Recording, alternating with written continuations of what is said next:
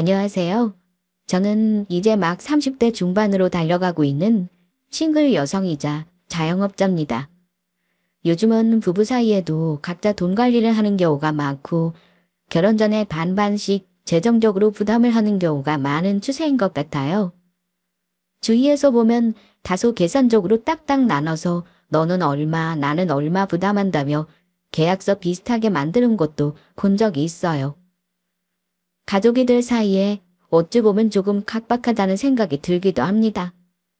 예전에는 남자가 집, 여자가 혼수라는 공식에 맞춰 결혼 준비하는 커플들이 맞았다지만 소위 요즘 MZ세대의 결혼과는 그렇지가 않은 듯해요. 하지만 예전이든 지금이든 결혼을 약속한 사이라면 꼭 지켜야 할 약속이 있는 건 맞아요.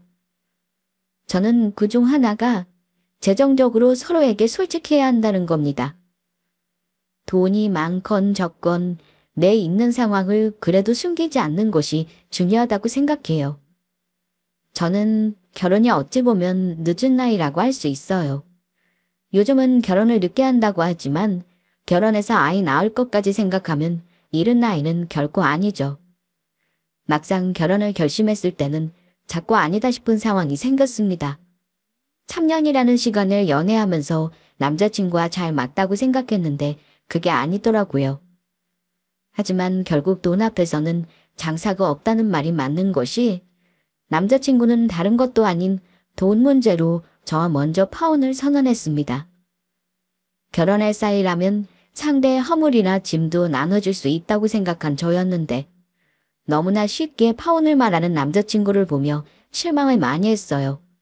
그리고 진짜 속내가 무엇인지 알 수 있게 된 저는 망설임 없이 파혼을 선택했습니다. 미혼인 구독자분들은 오늘 제 사연에 귀 기울여 두시기 바랍니다. 남자친구와는 만나는 3년여 시간 동안 큰 불화는 없었습니다. 저는 자영업자로 작은 공방을 운영하고 있어요. 남자친구는 평범한 중소기업에 다니며 연봉 5천 미만을 받는 월급쟁이입니다.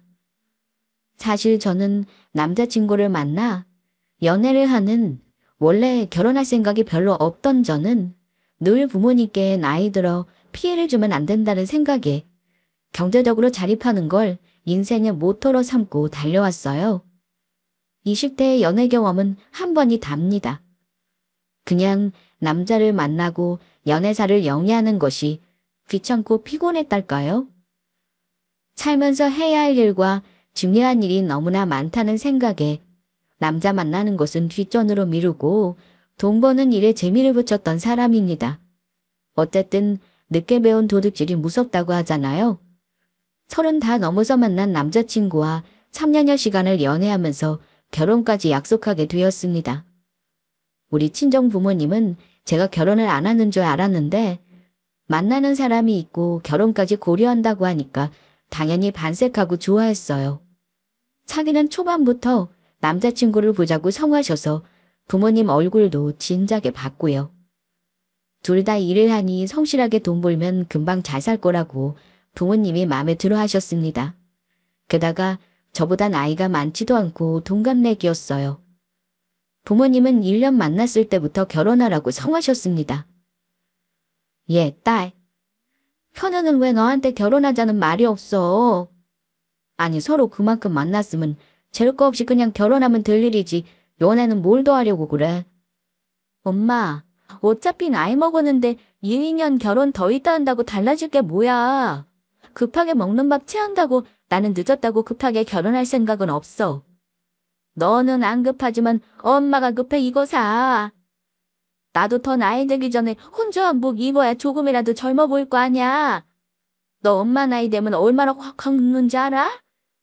빨리 네가 가야 엄마랑 아빠도 한숨 놓지 이거 사. 아 몰라. 결혼이 뭐 말처럼 쉽나? 그리고 현우랑 나 아직도 동관계도 정확히 몰라. 가족들 한두 번 만난 게 전부인데 엄마는 딸을 왜 그래 시집 못 보내서 난리야? 돌다리도 두드려보고 건너라고 해야지. 아니 직장 있고 모아놓은 돈도 꽤나 있다며. 그럼 둘이 벌어서 금방 자리 잡을 거 아니니? 그리고 솔직히 현우 입장에서는 너 정도면 땡 잡은 거 아니니? 안 그래? 우리 딸이 이 나이에 집도 있고 차도 있고 사업하고 이 정도면 성공한 거지. 왜 빨리 결혼하자는 소리를 안 한대? 아, 엄마. 결혼은 내년에 가든 내후년에 가든 내가 알아서 할게. 때 되면 서로 다 얘기하고 운운할 거니까 더 이상 재촉하지 마요. 한창 부모님이 성하실 때 사실 저는 결혼에 큰 뜻은 없었습니다. 돈 벌고 모으는 일이 재미있기도 했고 딱히 늦었다는 생각이 들지 않았어요. 게다가 오래간만에 하는 연애가 재미있기도 했고 이런저런 남들이 연애할 때 하는 것들 다 해보고 싶었습니다. 엄마는 결혼해서 해도 된다고 했지만 결혼은 현실인데 그게 가능하진 않을 것 같았거든요. 어쨌든 남자친구도 저와 같은 생각인 듯 했어요. 저랑 동갑이니 더욱 결혼이 급하다는 생각은 안 했을 겁니다. 그래서 그야말로 하고 싶은 거 다 하면서 연애를 했어요. 중간에 물론 다투는 일도 가끔은 있었습니다. 무난무난하게 사귄 편이지만 제 눈에 그 사람 장점만 보였던 건 아니에요. 사귀다가 헤어질 뻔한 위기도 당연히 있었습니다. 그 사람은 다 좋은데 딱 하나 제가 이해할 수 없는 부분이 있었는데 그게 바로 경제관념이었습니다. 저는 자영업을 하니 당연히 남자친구보다는 수입이 더 많은 편이에요. 남자친구도 제가 수입이 더 많다는 건 알고 있었고요. 저는 무력이 없는 편이라 소비를 많이 하지 않고 돈을 곧잘 모으는 편인 반면 남자친구는 무력도 많고 투자니 뭐니 관심도 많고 또 취미 부자여서 늘 소비가 많았습니다. 한마디로 남자친구는 쇼핑도 좋아하고 먹는 것도 좋아하고 술도 좋아해요. 그런데 자기에게 쓰는 돈만 안 아까워합니다. 제가 뭐 하자고 하면 돈이 얼마냐 비싸다 하면서 어떻게든 안 할 방법을 찾으려고 하는 게 보였습니다. 그러면서 자기 살 건 다 사요. 아무리 비싸도 할부로 삽니다.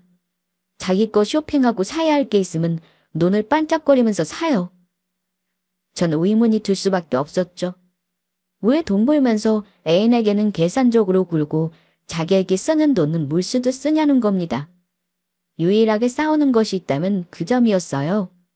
또 그 사람은 한 가지 취미에 빠지면 거기다가 한도 끝도 없이 돈을 쏟아붓습니다. 겨울에 스키나 보드에 빠지면 복장부터 시작해서 풀세트로 다 장만해야 하고요. 그것만 해도 수백이 깨지더라고요. 또 다른 때에는 게임에 빠져서 모니터부터 키보드에 헤드셋에 제일 좋은 것들로 장만하기도 하고요. 마라톤에 빠졌을 때는 무슨 수십만 원짜리 신발에 옷에 아주 난리도 아니더라고요. 문제는 그런 취미가 오래가는 건 하나도 없다는 겁니다. 제 눈에는 솔직히 다 낭비로 보였습니다. 한 번은 카드값 펑크난다는 말을 하길래 참다 못해 제가 한마디 하기도 했었어요. 매달 월급 받는 사람이 카드값 나갈 생각도 없이 돈을 마구 쓴다는 게 이해가 안 간다. 아니 대체 뭘 샀길래 그래? 카드값 얼마나 모자란 건데? 한 150 정도? 이번 한 번만 빌려줄 수 있어? 내가 한 번에 갚는 건 힘들고 나눠서 갚아줄게. 나도 할부로 쓰다 보니까 개념이 없어지더라. 이럴 때 애인 찬스 좀 쓰자. 찬스라니. 내가 매번 너 모자라다고 하면 카드값이나 빌려주는 사람도 아니고. 게다가 이번이 처음도 아니잖아. 왜 돈을 규모 있게 쓰질 못하는 건데? 그럼 어째?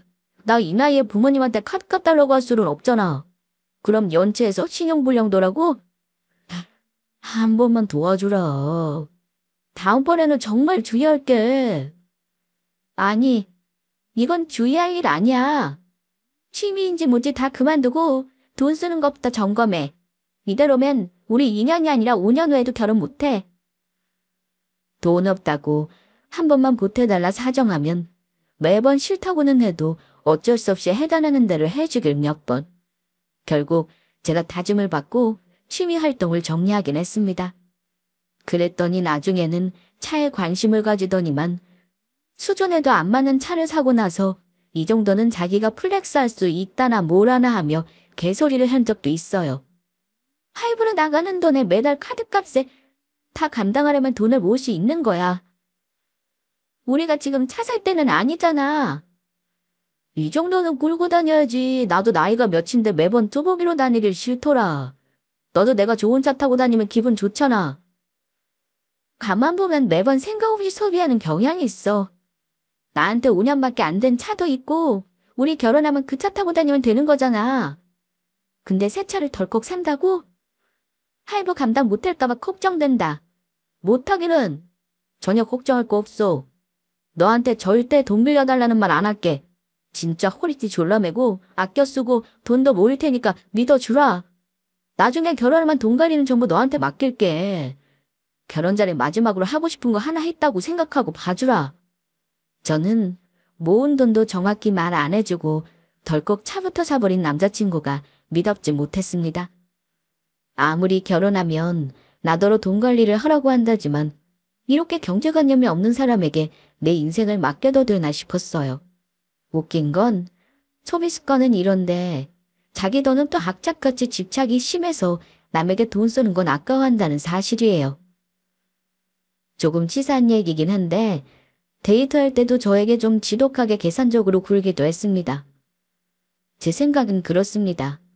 저도 돈을 버는 사람이고 나이도 이미 30이 넘었을 테니 남자 여자가 데이트를 하면 남자가 데이트 비용을 다 써야 한다는 것은 제 생각에 맞지 않는다고 봅니다. 상황에 맞게 그날에 따라서 자연스럽게 내야 하는 게 맞다고 생각하는지라 데이트할 때도 남자친구가 영화를 보여주면 저는 밥을 사고 1차로 맥주를 사면 제가 2차로는 다른 걸 산다던가 하는 식으로 데이트를 했어요. 남자친구가 돈을 다 써야 하는 건 아니지만 어느 순간부터 남자친구가 하나를 하면 저 역시도 하나를 꼭 해야 하는 상황이 되곤 했습니다. 남자친구는 저에게 예전부터 줄곧 해온 말이 있어요. 여자가 무언가를 바라면 싫다나요. 그래서 어린 여자를 안 만나고 동갑이나 나이가 많은 여성이 좋다고 하더라고요. 나는 네가 남자한테 바라는 게 없어서 좋더라.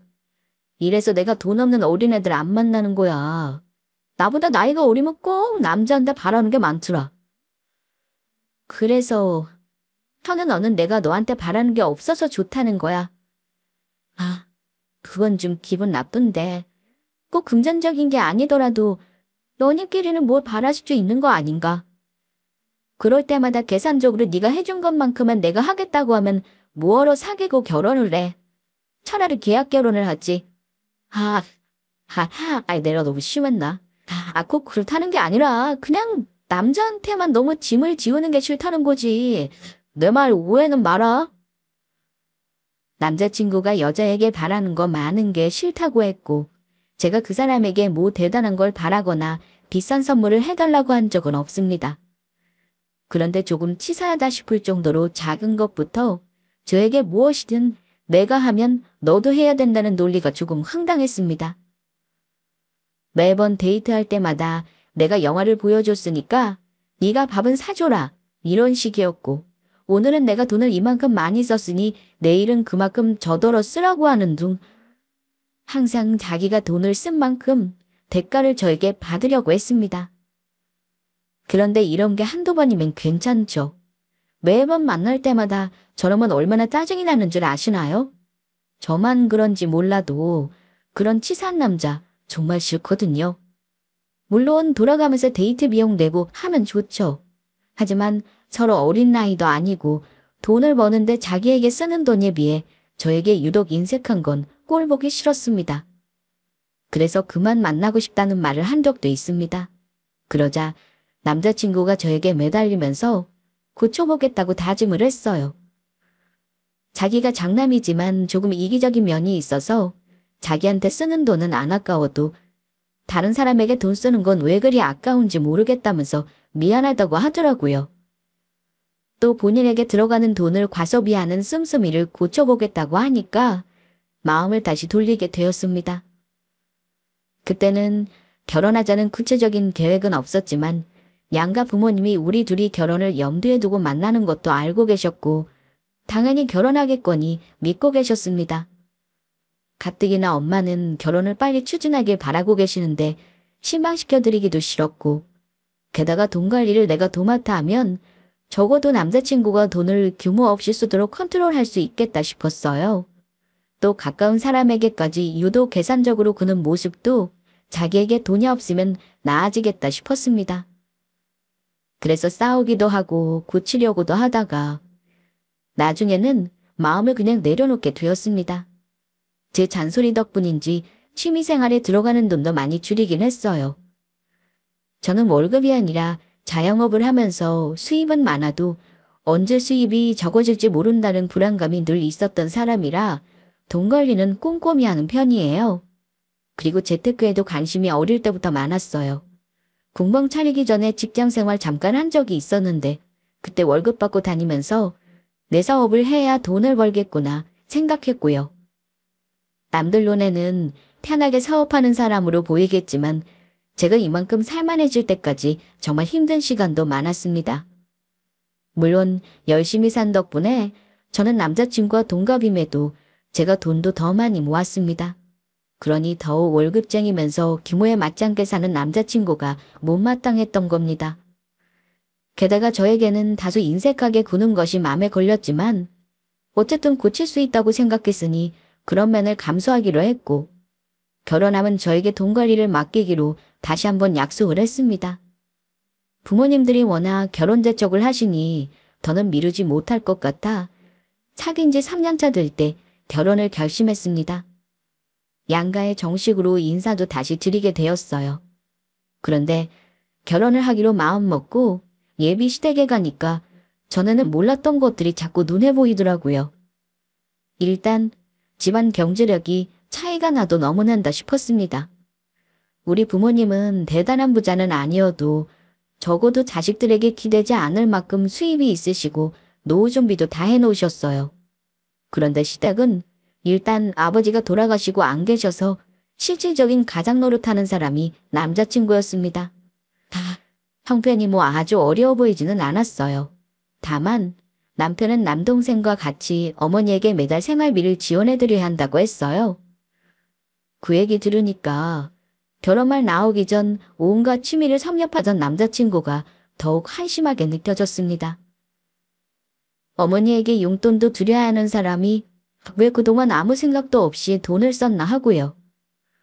어쨌든 결혼하겠다고 했을 때 이미 저를 알고 계시는 예비 시어머니가 좋아하실 줄 알았어요. 그런데 막상 아들이 결혼하겠다고 하니까 아들이 동갑인 저와 결혼한다는 게 아쉬운 생각이 드셨는지 아주 좋은 기색은 아니셨습니다. 그리고 그 집 어머니를 보니까 남자친구가 왜 그런지 조금 이해가 가기도 하더라고요. 어머니가 말씀하시기를 시아버지 돌아가시고 나서 워낙 형편이 힘들어 아들이 하고 싶다는 걸 한 번도 마음껏 뒷받침해 준 적이 없다고 했습니다. 그 점이 미안하시대요. 그리고 저랑 사귈 때는 제가 능력 있고 똑똑하다고 하도 자랑을 해서 아들이 이제 좋은 여자 만나 기 좀 펴고 살려는가 보다 했다시네요. 하지만 제 나이가 너무 많아 애 낳는 문제 생각하면 마음에 걸린다고 실없는 소리도 하셨습니다. 현우가 결혼하겠다고 하길래 예상은 했다만 정말 너라 결혼까지 할 줄은 몰랐지 뭐니. 여자치고는 결혼이 늦은 나이라 솔직히 내가 걱정이 된다 얘. 어쨌든 결혼하기로 했다니까 축하한다. 그래도 우리 아들이 너랑 만나는 동안 얼굴이 폈으니 좋은 짝은 맞는 거지. 그래. 가족들 만나는 날은 언제로 하고 싶니? 상견례는 저희 부모님이 결혼 준비 얼추 되면 하자시는데요. 결혼 준비하면서 궁금한 거 있으면 자주 연락드릴게요. 연락은 무슨 보태주는 것도 없는데 니들이 알아서 해. 나는 뭐 해달라고 무리한 요구는 안 할 생각이야. 네가 하고 싶은 대로 하면 된다. 상견례 하고 나서 예물 정도는 내가 해주마. 너도 우리 형편 들어서 알지? 먹고 살기 힘들지는 않다만 내가 두 아들놈 용돈 없이는 생활이 빠듯하거든. 결혼하면 둘이 버니까 혹시 내 생활비 좀 보태줄 고민은 한번 해보렴. 나는 그것 말고는 너한테 바라는 거 없어. 나중에 상견례 날짜는 정해지면 알려줘. 저는 시어머니 말을 듣고 살짝 당황했습니다. 우리 부모님은 딸이 결혼한다고 하니 필요한 건 없는지, 두 분이 도와줄 건 없는지를 여쭤보신 것과 반면 시어머니는 제일 처음 결혼 얘기를 듣자마자 돈이 없다는 말과 생활비 얘기부터 하셨으니까요. 제가 머뭇거리니까 남자친구가 슬쩍 자기 엄마에게 묻더라고요. 엄마, 근데 나 장가 갈 때 뭐 조금이라도 해주실 수 있어요? 내가 집 사달라는 말은 차마 못하겠지만 그동안 내가 열심히 생활비 들였으니까 현금 조금은 보태주실 수 있죠? 아들 키워놔도 소용없다는 말이 딱 맞네. 너는 알아서 결혼하겠다는 말은 못할 망정 엄마한테 돈 달라는 말이 그리 쉽게 나와? 아유, 이러니 나도 딸이 있어야 했어. 엄마, 나 장가 미뤄가면서 그동안 엄마 갖다 드린 돈이 얼만데요. 엄마 드린 돈 없었으면 돈도 더 많이 모았을 거잖아요. 엄마 정말 저 장가 갈 때 해줄 돈이 1도 없는 거예요. 내가 장남인데도. 너희 아버지 돌아가시고 나서 엄마가 얼마나 힘들게 살았는지 몰라? 내가 니들 덕 보고 살겠다고 한 건 아니지만 어찌 엄마한테 결혼 비용 보태달라면서 서운한 소리를 하는 거냐? 두 사람 모습이 참 생소했어요. 보통 부모 자식 간이라면 설사 부모가 도와주지 못할 형편이라 해도 자식이 저리 대놓고 어머니에게 왜 못 보태주냐고 따지지는 않아야 정상 아닐까요?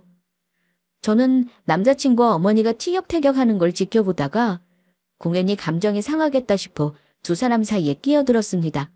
그리고 어머니께 말씀드렸어요. 어머니, 저희 서로 잘 상의해서 부모님께 기대지 않는 쪽으로 할게요. 보태주지 못한다고 너무 걱정 안 하셔도 돼요. 저도 제가 버는 돈으로 결혼할 생각이거든요. 아휴, 내가 가슴이 다 벌렁거리는구나. 안 그래도 아들 장가 보낸다 생각하면 서운한데 엄마한테 돈을 보태달라고 생떼를 쓰니 원. 그동안 엄마가 돈 열심히 모으라고 한 거 잊었어? 아우, 내가 예비 며느리 앞에서 이렇게 못 볼 꼴을 당고 이네. 개의치 마세요, 어머니. 하나 씨도 어머니한테 언성 그만 높여. 어머니 사정 충분히 들었는데 뭐 그래 감정 상하는 말을 하고 그래. 정식으로 인사 온 자리에서 나 민망하다고 생각 안 해. 그래 알았어. 내가 네 입장을 생각 못했다. 암튼 엄마는 며느리 잘 만난 줄 알아요. 나보다 훨씬 능력 있는 며느리니까 나중에 엄마는 내 덕보다 며느리 덕 볼 일이 많을걸요?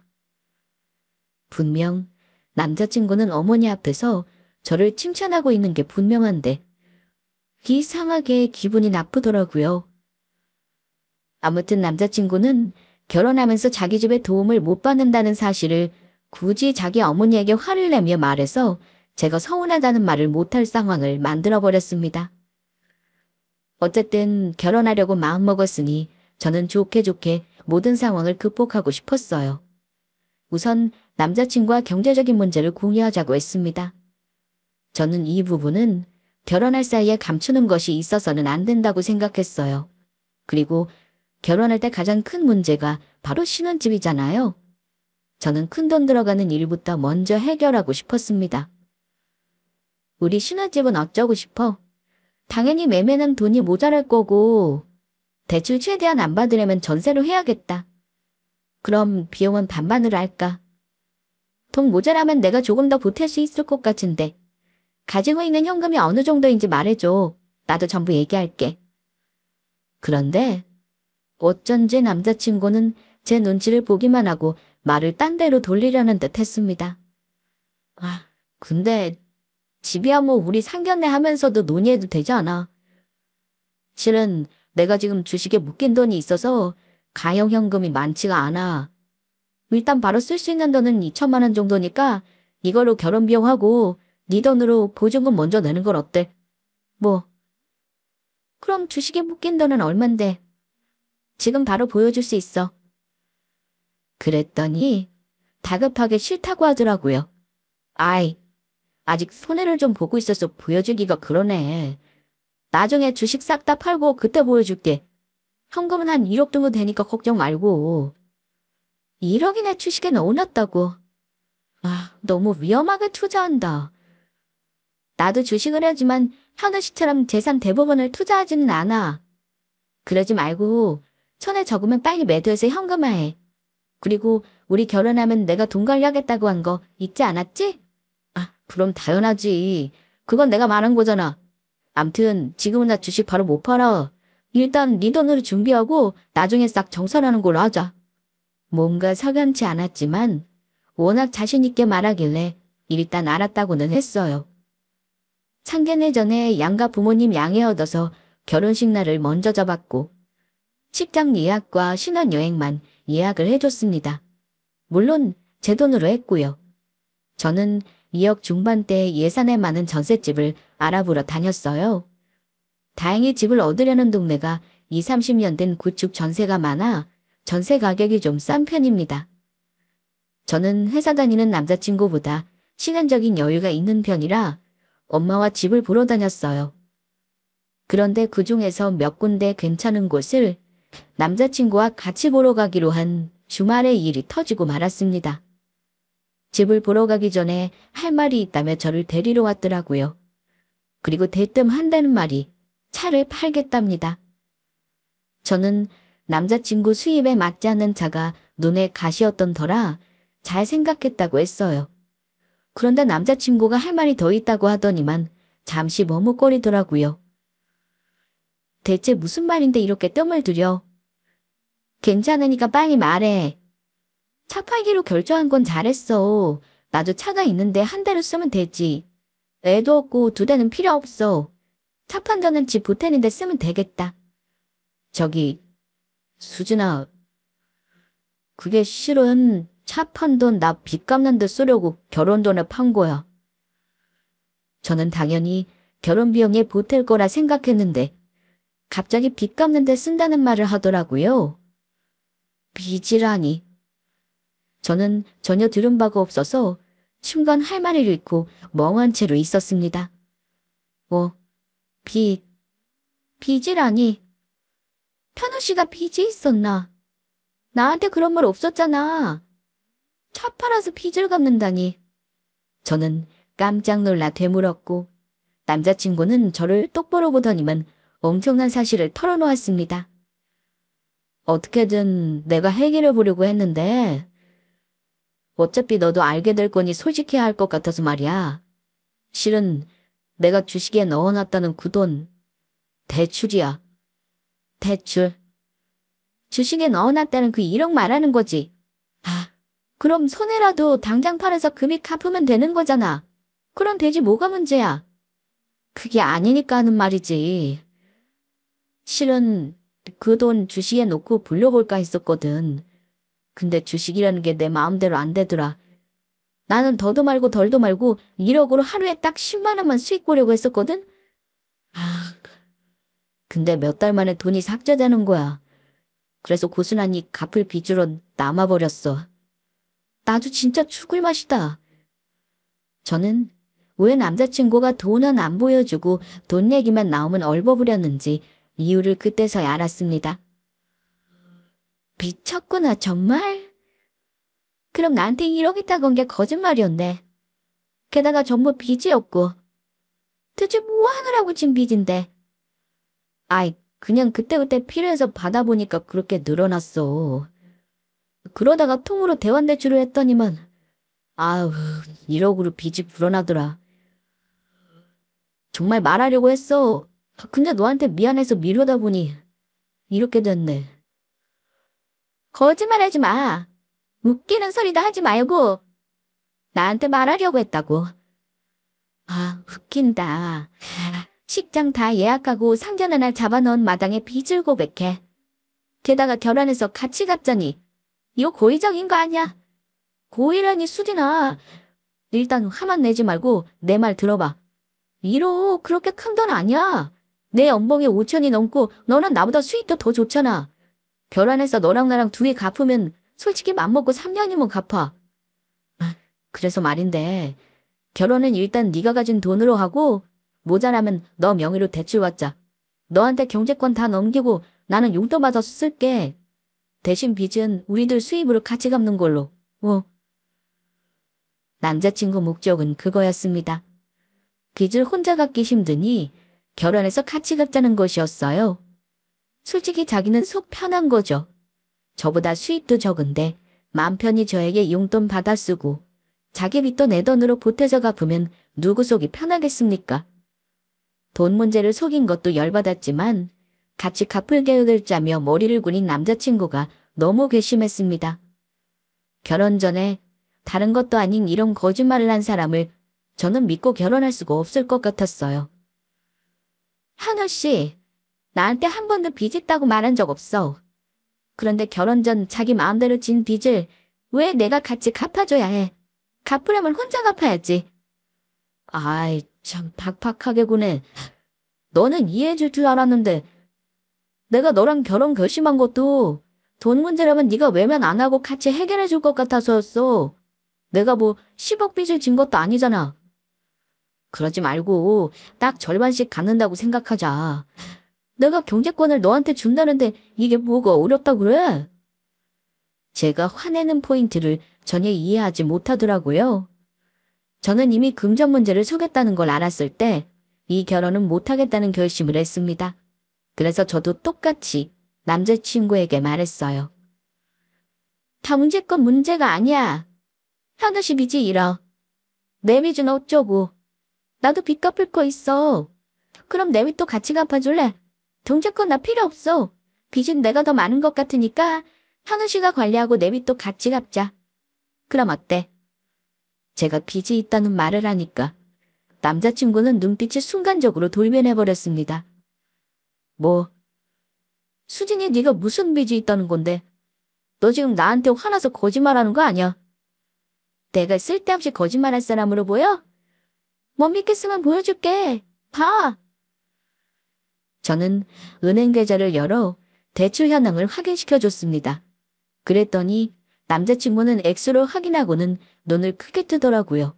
아, 뭐야. 2억. 너 2억이나 빚이 있었어? 대체 너는 뭐냐? 너야말로 나보다 대출도 많은데 지금 와서 이걸까? 이 큰 돈을 같이 갚자고? 와, 나 지금 뒤통수 오지게 맞은 기분이다. 뭐? 2억. 야, 너는 지금 나한테 2억 대출을 같이 갚자는 말이 나와? 이건 다른 문제지. 너랑 나랑 합쳐서 빚이 3억이야. 시작부터 이런 빚으로 시작하자고.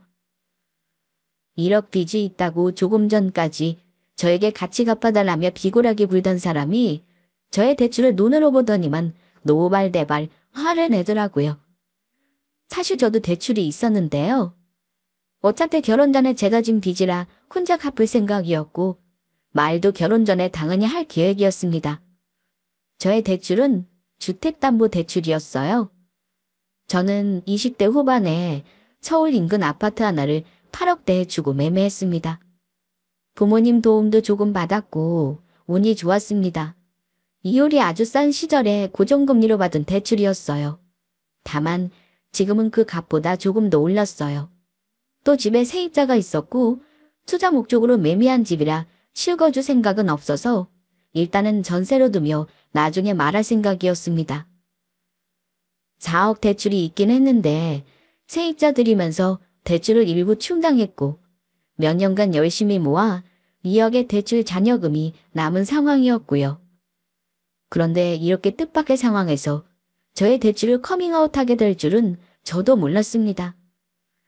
제가 주택 얘기는 쏙 빼고 대출을 먼저 밝히니 남자친구는 저보다 더 화를 내더라고요. 그 모습을 보니 실소가 나올 지경이었습니다. 야, 김수진, 너 이거 오면이 사기 결혼이야. 나는 너한테 내 빚 있다고 솔직하게 말했는데 너는 뭐야? 내가 말 안 했으면 너 혼자 버는 돈으로 몰래 갚고 말도 안 할 작정이었냐? 내가 미쳤다고 내 월급으로 네 빚을 갚아. 우리 결혼 말이야. 다시 생각하자. 이건 아니지. 시작부터 3억 빚잔치라니. 난 자신 없다.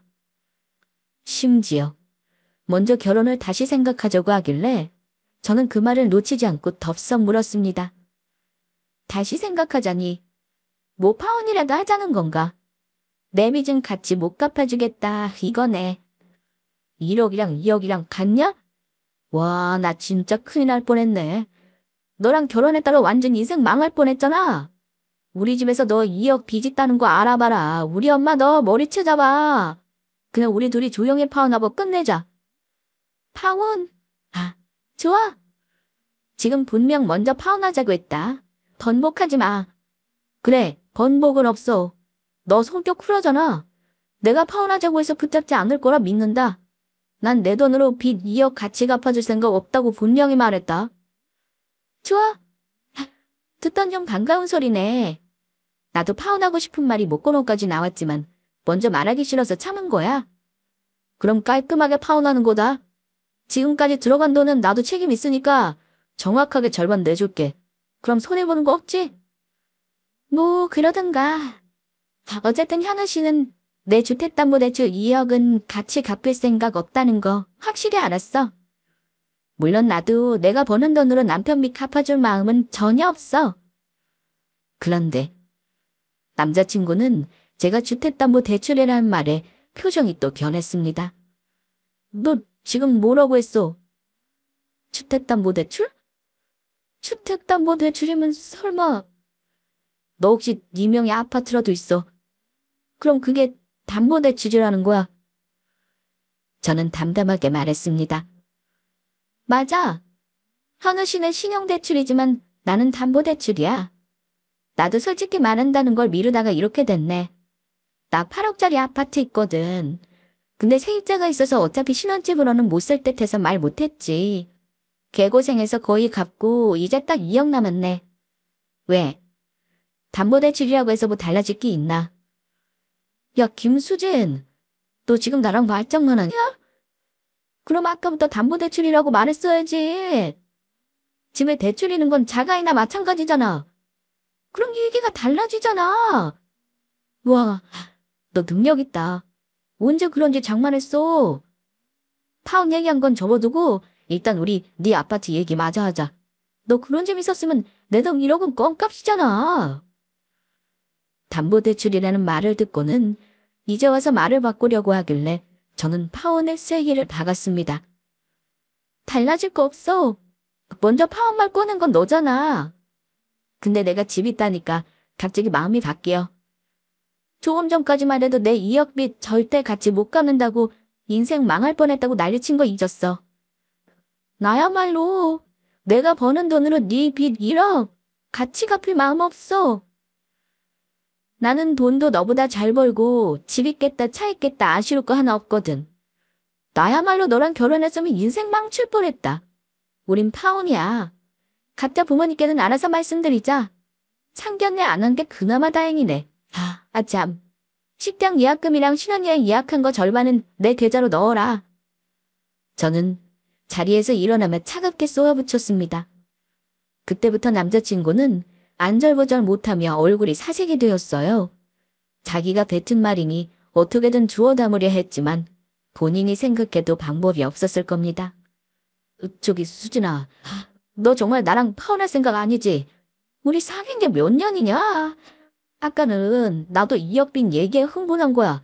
나라고 정말 파혼하고 싶어서 그랬겠어. 남자한테 1억 빚은 솔직히 흠도 아니잖아. 여자한테 2억 빚 있는 거랑 같아. 그래서 파혼하자고 한 거니까 일단 화 풀어. 파혼은 무슨, 지금 와서 파혼하면 손해가 얼마냐? 그건 또 무슨 논리니? 남자한테 1억 빚은 흠도 아니라고? 뭔 개소리야. 물론 빚 안 진 사람 요즘 없지. 그건 나도 알아. 근데 그걸 일부러 속이고 같이 갚자고 말하면서 반대 상황이 되니까 돌변한 건 뭔데? 정말 이기적인 사람이다 너. 내가 빚 있다니까 눈빛도 변하더라. 꺼져. 우린 파혼이야. 아무것도 모르고 결혼했으면 내 인생까지 말아먹을 뻔했어. 제가 자리를 뜨려는데 남자친구는 다급한지 제 팔을 붙잡았습니다. 수진아 미안해.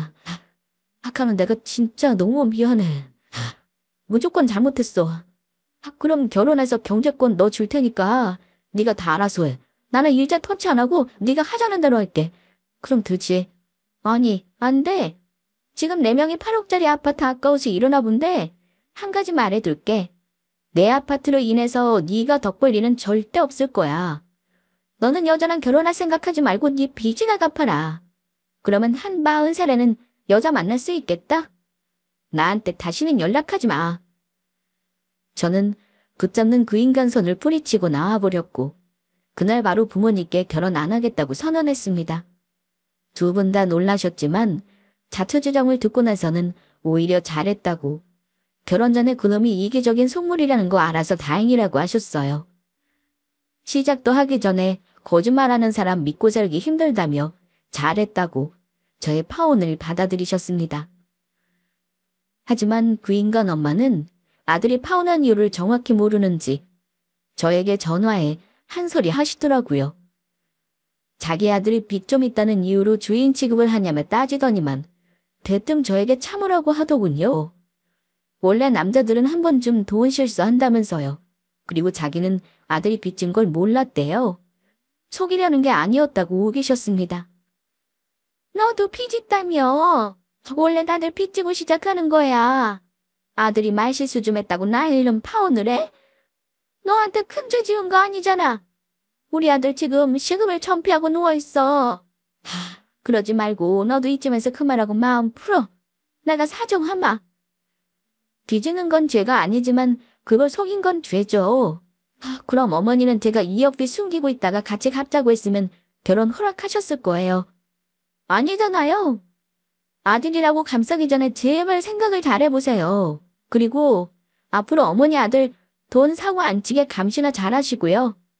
어디 그런 아들을 저한테 떠넘기려고 하세요.